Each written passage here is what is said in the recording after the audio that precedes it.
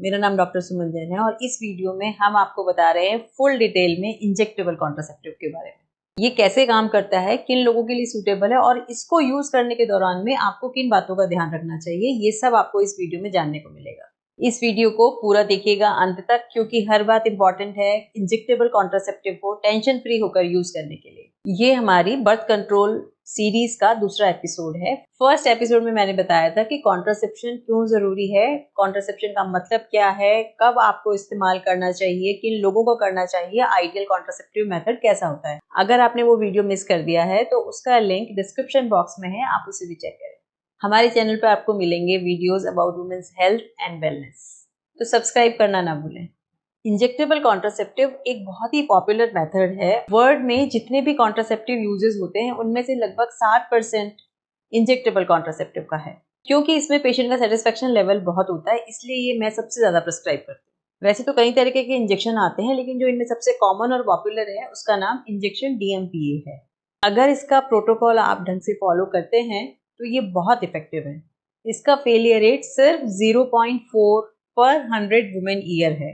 Women year का मतलब होता है 12 cycle of periods, 100 women year का मतलब होता है 1200 साइकिल ऑफ पीरियड्स। और अगर फेलियर रेट 0.4 पर 100 वुमेन ईयर है, इसका मतलब ये होता है अगर 3000 साइकिल तक इस मेथड को यूज करते हैं तो एक बार कभी फेलियर हो सकता है, और ये बहुत कम फेलियर रेट है, जिसका मतलब ये है कि ये मेथड बहुत इफेक्टिव है इन प्रिवेंटिंग प्रेगनेंसी।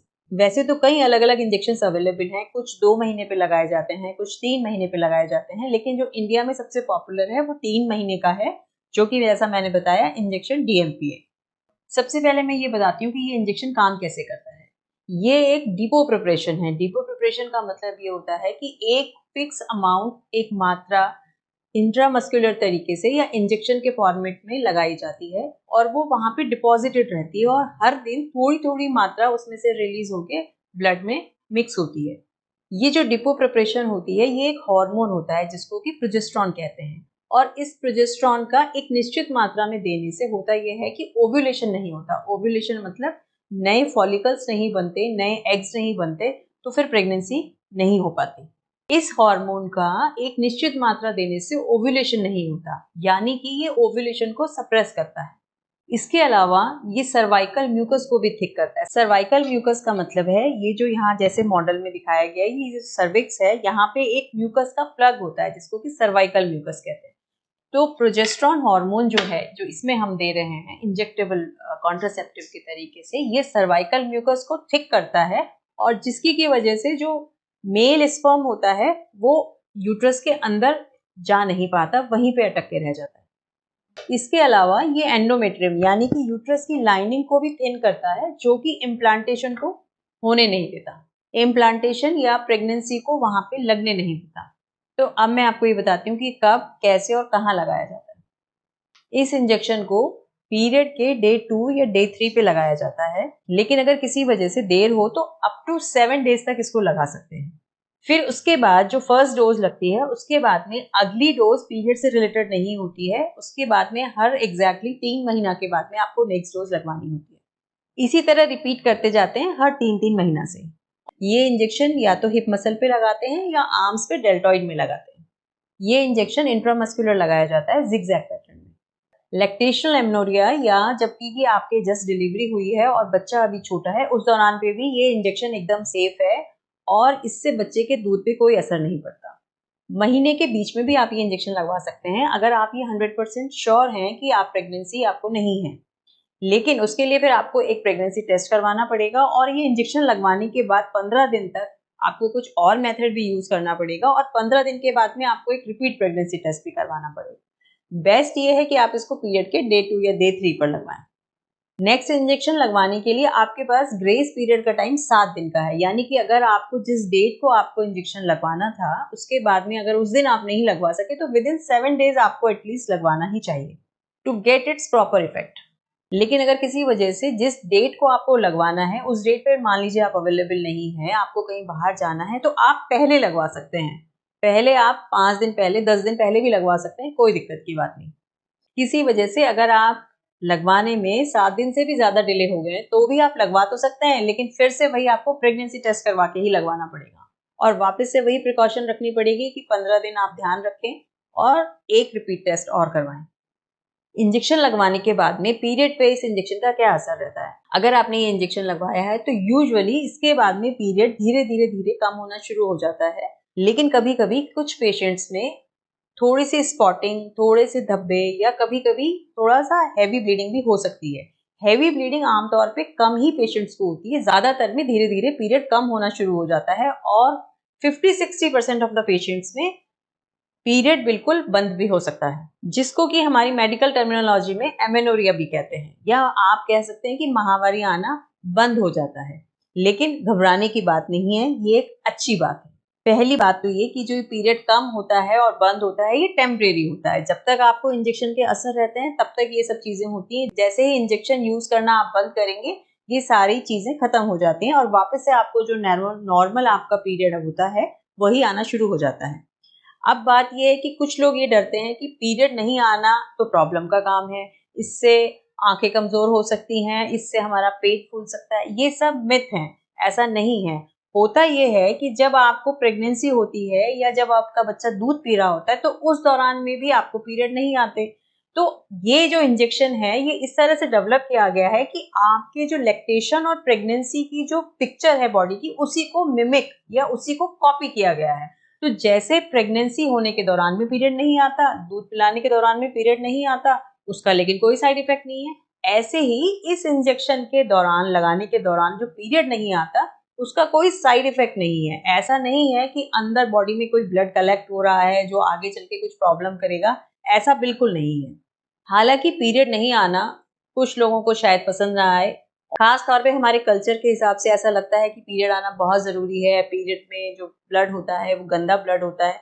ये एक अपनी अपनी सोच हो कह सकते हैं आप, लेकिन आज साइंस के हिसाब से अगर पीरियड नहीं आता है और जो कि आपके द्वारा इंड्यूस किया गया है तो इसमें कोई प्रॉब्लम की बात नहीं है। मेरे हिसाब से ये एक बहुत ही वेलकमिंग चीज है और ऐसा इसलिए है कि अगर आप कैलकुलेट करके देखें तो आपको हर लड़की को हर महीने 5 दिन पीरियड आता है, मान लें एक बार को, और आप ये देखें कि 12-13 साल की उम्र से लेके और लगभग 50 साल की उम्र तक, जब तक कि उसको मीनोपॉज नहीं हो जाता, हर महीने 5 दिन आपको पीरियड रहता है। यानी कि आपको हर साल 12 पीरियड आने का मतलब ये हुआ कि 60 डेज आपके हर साल के पीरियड में चले जाते हैं। और अगर आप यानी कि 2 महीने, और अगर आप इसको 40 साल से, एटलीस्ट 40 साल से आप मल्टीप्लाई करें तो लगभग आपके जीवन के 6.5 साल सिर्फ पीरियड में ही चले जाते हैं। तो पीरियड नहीं आना मेरे हिसाब से कोई प्रॉब्लम की बात नहीं है। इसके नहीं आने की वजह से बॉडी में कोई दिक्कत नहीं होती। क्यों? क्योंकि ये ना आना या ये पीरियड का बंद होना इस इंजेक्शन के द्वारा इंड्यूस किया गया है, जो कि मिमिक करता है प्रेगनेंसी और लैक्टेशन की सिचुएशन को। तो इसका कोई साइड इफेक्ट नहीं है।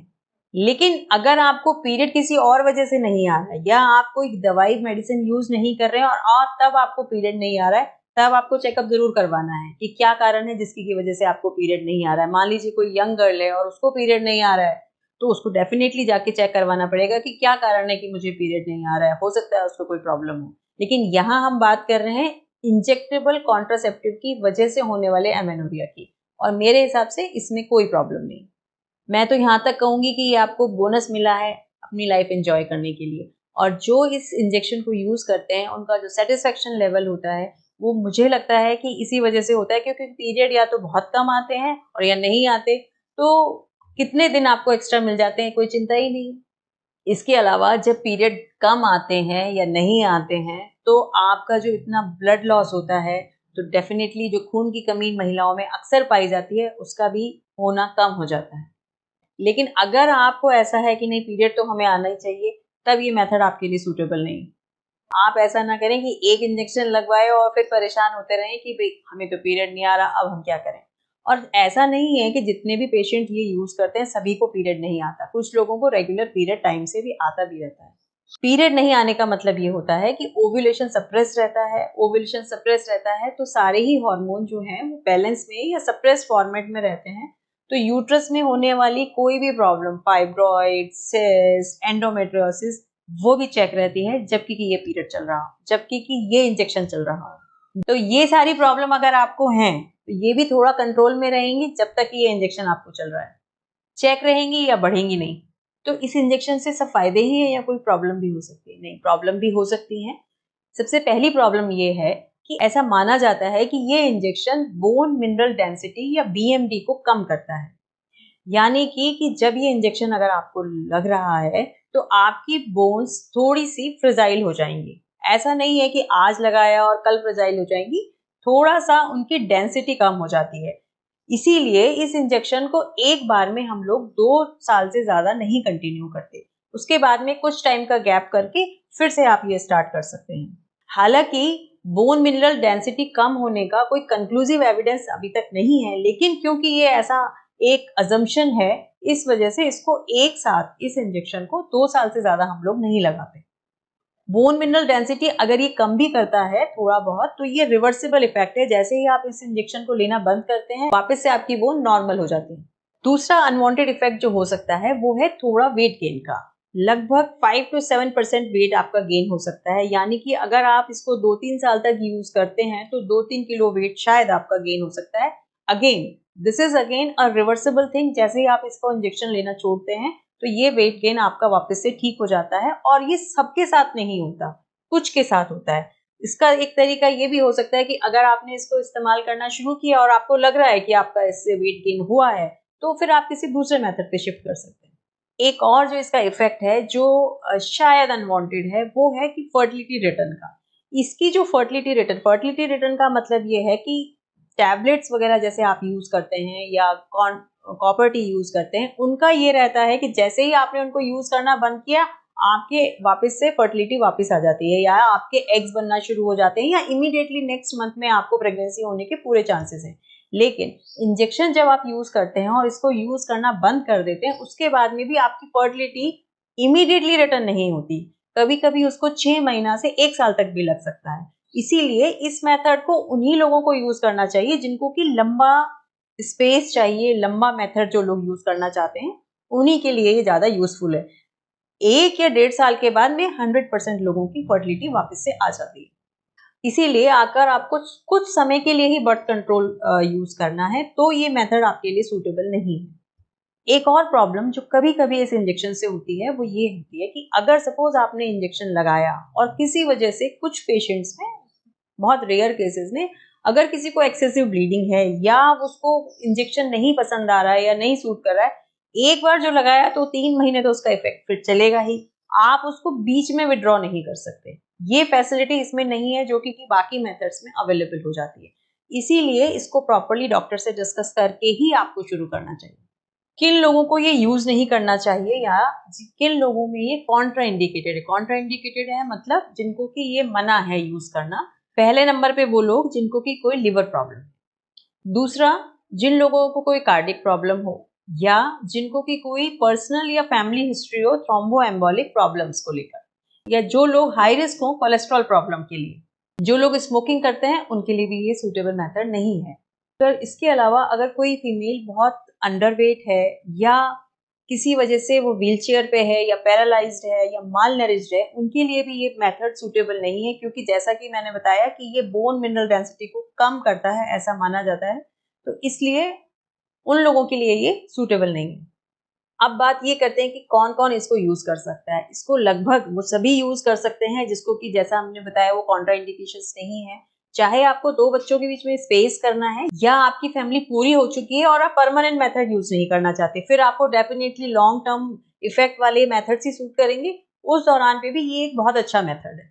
ये एक लॉन्ग टर्म रिवर्सिबल मेथड है, यानी कि लंबे टाइम तक काम करता है और लेकिन इसका इफेक्ट रिवर्सिबल है, फाइनली इसका इफेक्ट खत्म हो जाता है।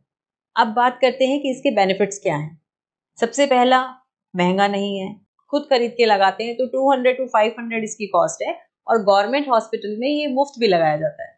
बहुत इफेक्टिव है, फेलियर रेट ऑलमोस्ट निल है, बार बार गोली खाने का झंझट नहीं है, नॉन कंप्लायंस का कोई इशू नहीं है। आपको जब रेगुलर कुछ गोली खानी होती है या कुछ यूज करना होता है तो कभी ना कभी ऐसा हो जाता है कि आप भूल जाते हैं, तो कंप्लायंस का प्रॉब्लम रोजाना टैबलेट लेने में काफी होता है, जो कि इसमें बिल्कुल नहीं है। एक बार डॉक्टर के यहाँ गए, इंजेक्शन लगवाया, 3 महीने के लिए भूल जाइए आप। डॉक्टर के यहाँ बार बार नहीं जाना, सिर्फ 3 महीने में एक बार जाना है आपको। इन्वेजिव नहीं है, जैसा कि कॉपर टी वगैरह में होता है। आपको यूट्रस में या आपकी बॉडी के अंदर आपने कुछ नहीं इंसर्ट करवाया है, तो उससे रिलेटेड कोई इन्फेक्शन का डर या कोई और प्रॉब्लम आपको नहीं है इसमें। सबसे बड़ी बात है कि इसको कभी भी यूज कर सकते हैं, इवन ड्यूरिंग लैक्टेशन पीरियड में भी इसको यूज किया जा सकता है। बर्थ कंट्रोल के अलावा इसके और भी बहुत सारे फायदे हैं। ओवरी और यूट्रस के कैंसर से भी बचाव करता है। इसके यूज के दौरान में एनीमिया करेक्ट होता है और हीमोग्लोबिन बढ़ जाता है पेशेंट्स का। इसके अलावा अगर किसी पेशेंट को एंडोमेट्रियोसिस है और वो कॉन्ट्रासेप्शन के लिए ये इंजेक्शन यूज कर रहा है, तो उसका एंडोमेट्रियोसिस भी ठीक होता है, प्लस कॉन्ट्रासेप्शन तो उसको मिलता ही है। एक्टोपिक प्रेगनेंसी के चांसेस भी इस इंजेक्शन को यूज करने से काफी कम हो जाते हैं। जब आप ये इंजेक्शन यूज कर रहे हैं तो या तो आपके पीरियड्स काफी कम आते हैं या नहीं आते, तो आपको कोई पीएमएस का, पीरियड पेन का, मेंस्ट्रुअल क्रैम्प्स का भी प्रॉब्लम नहीं होगा। मैं उम्मीद करती हूँ कि इंजेक्टेबल कॉन्ट्रासेप्टिव के बारे में आपकी बहुत सी गलत धारणाएं खत्म हो गई होंगी। अगर आपके अभी भी कोई डाउट्स है इंजेक्टेबल कॉन्ट्रासेप्टिव के बारे में, तो मुझे जरूर कमेंट करिए और अपने डाउट क्लियर करिए। तो मिलते हैं अगले वीडियो में।